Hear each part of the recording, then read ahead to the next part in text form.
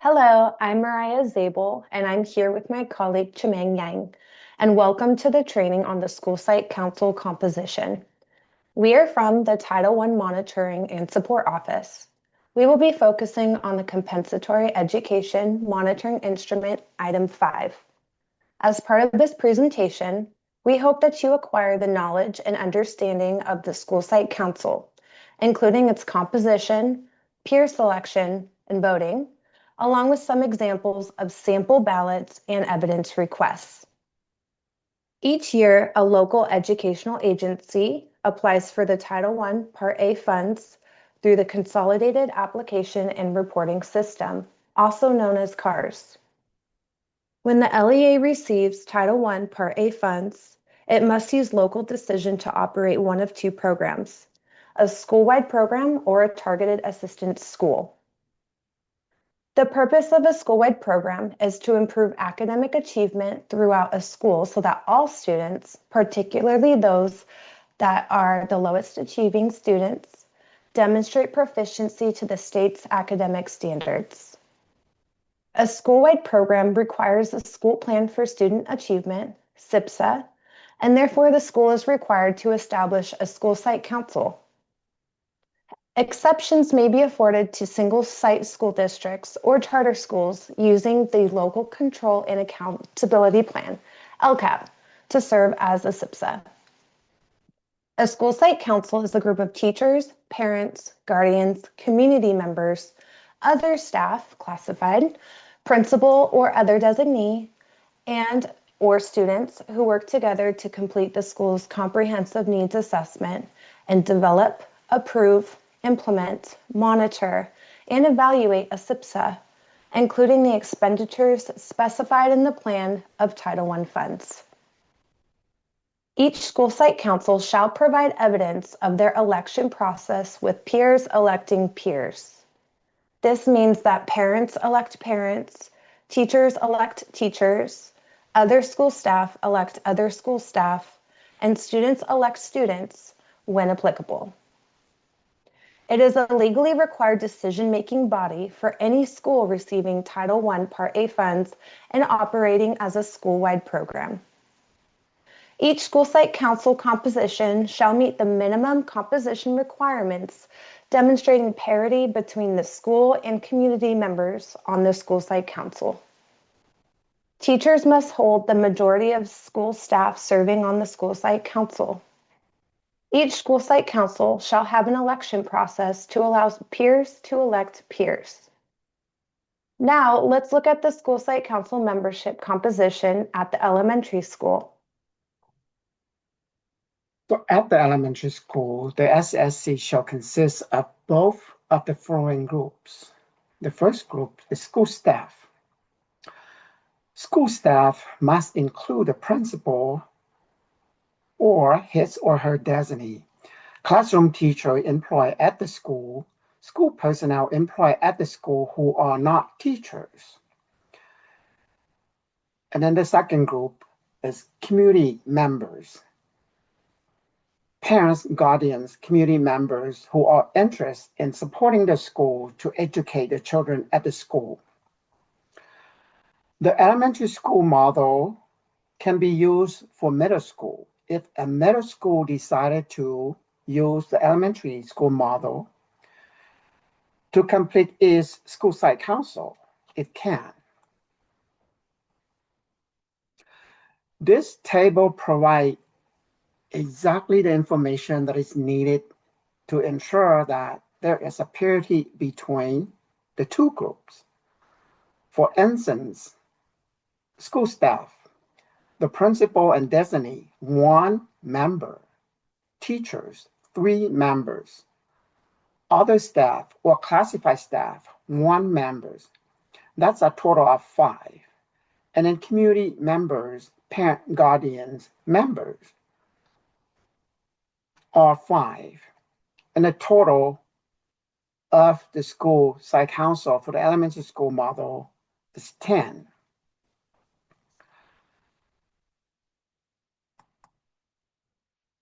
Let's look at the secondary school model. At the secondary school, the SSE shall consist of both of the following groups. For school staff, the principal of the school or his or her designee, classroom teachers employed at the school, school personnel employed at the school who are not teachers. Community members include parents, guardians, community members who are interested in supporting the school, and students at the secondary school. This table provides the exact number for each of the group. For instance, at the school, the principal or designee is one person, teachers, 3 members, other staff or classified, 1 member. That's a total of 5 members.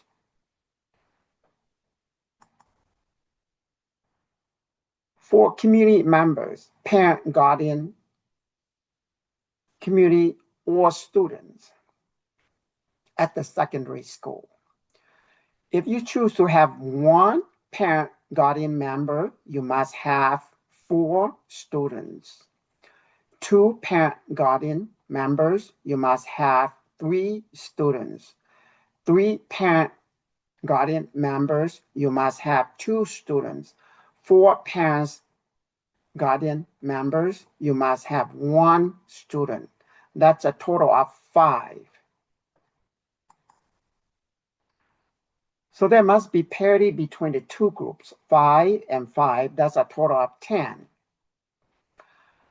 To ensure that the peer selection allow peers to elect peers, you must document every step along the way to ensure that the evidence is in place. For instance, nomination form and notices, complete sample ballots with peer selection, voting result, and membership category, meeting minutes, voting records, etc.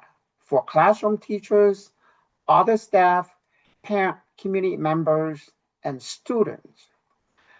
Please ensure that the student's name must be redacted before submitting the document into the California Department of Education monitoring tools. Now let's look at the flexibilities for Schoolsite Council for school that has less than 300 students. The flexibility in SSE requirement in Assembly Bill 716 allowed 2 sites with a common site administrator to operate a shared school site council if the site has less than 300 students.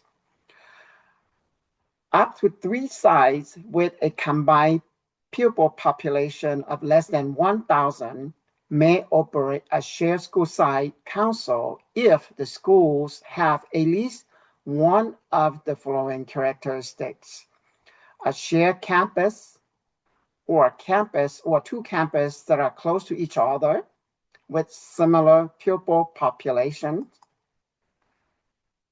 Flexibility continue. A school with less than 300 pupils may operate a school site council that has the representation of all of the following: 1 principal, 1 teacher, selected by the teachers, 1 school staff classified, selected by the other school personnel.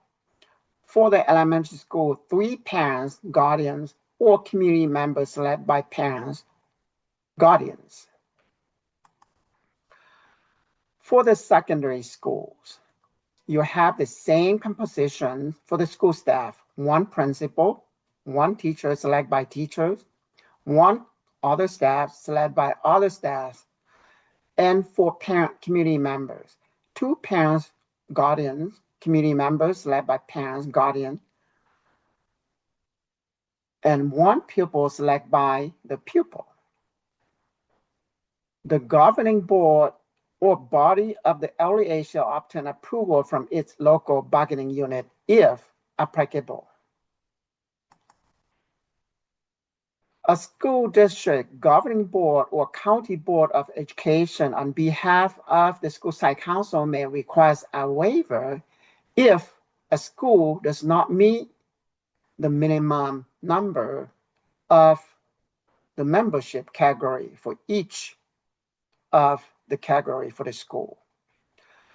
If a single site school district or direct funded charter school chooses to use the LCAP to serve as the SPSA, they do not have to establish a valid SSC at the school, but instead it needs to adhere to the LCAP stakeholder community partner requirements in the California Education Code section 52062A.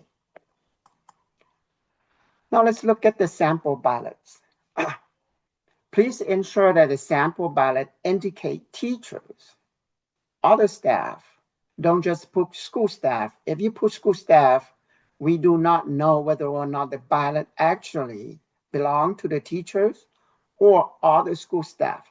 So please indicate on the ballot teachers for the teacher's ballot, other staff for other staff ballot. This is a sample ballot from Paris Elementary School. A complete SSC sample ballot for teachers, you need to include the school year and the date of peer selection, and then the choice for the candidate for teachers to vote on them to serve on the school site council. You need also to provide a space for a fill-in members that are not on the ballot so that teachers can choose someone who is not on a ballot to serve on the school site council. Here is the complete sample peer selection result for teachers. You must provide this information when you submit the document into the CMT for review. Without this information, there is no evidence to support the peer selection. So therefore, you must provide this evidence to show the result for the peer selection. So let's look at the evidence request. We ask that you provide the current SSC roster with membership category.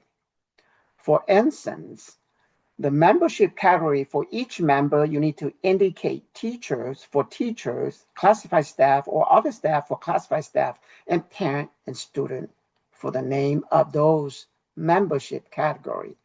Otherwise, we do not know who belongs to which category. A complete sample ballot with peer selection result for each membership category. The complete ballot must include a school name because we need to know what the ballot or which ballot belongs to which school, and the SSC membership category and the date of peer selection. Students' names must be redacted before uploading the documents into the CMT. Please understand that a blank ballot does not meet the legal requirements because I can create a blank ballot. You can create a blank ballot. A blank ballot does not show or prove that the peer selection has been done to establish a valid school site council.